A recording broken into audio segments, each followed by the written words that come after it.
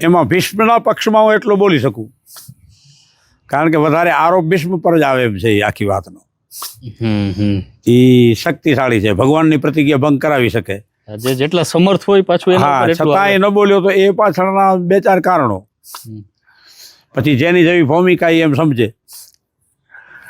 તો પેલા છેલ્લી ભૂમિકા બોલી જાઉં કે પેલી ભૂમિકાથી ચાલુ કરું? પેલી ભૂમિકાથી કરો હા, બાપુ. તો પેલી ભૂમિકાથી ચાલુ કરું તો ત્યારે એ નીચ માણસોનો અનાજ ખાતો હતો,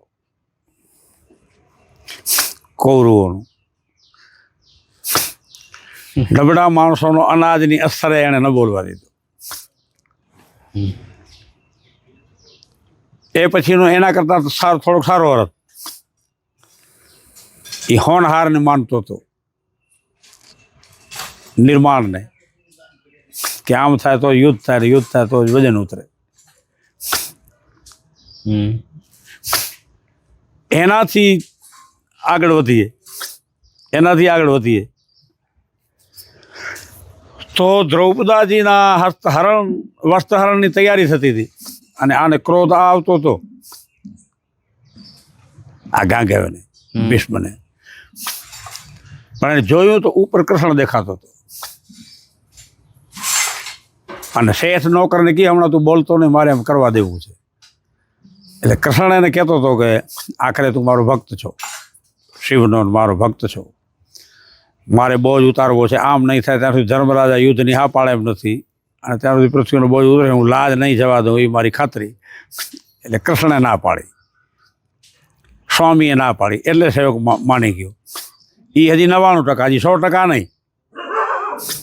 હવે 100% જવાબ કોઈના મગજમાં બેસે તો, કે પ્રલયકાળનો દરિયો પાટ મારે એવો એને ક્રોધ ત્યારે આવ્યો હતો ભીષ્મને. એ વસ્ત્રહરણની જાહેરાત થઈને કદી સૈન દુર દી રોટ ચોટ જનુ પ્રલય કાલ ગુદ થઈ પલોટ, એવું એને થયું. પણ ચારે તરફ જાણે નજર નાખી કે કોને કોને સજા કરવાની છે, તો શું દેખાતું હતું? તો કે કૌરવો વેર બતાવતા હતા, ચંડાળ ચોકડીમાં વેર દેખાતું હતું,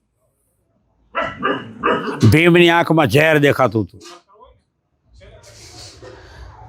કૌરવોનો દિવસ ફેર દેખાતો હતો, પાંડવોનો આખે લીલા લહેર ભલો થશે એ દેખાતો હતો, જોનારા કેર હાય ખોટું થાય છે એ દેખાતું હતું. કેર, વેર, ઝેર, દિવસ ફેર, લીલા લહેર, ઉપરથી માથો મેર બતાવતો હતો. પણ હજી એ 99%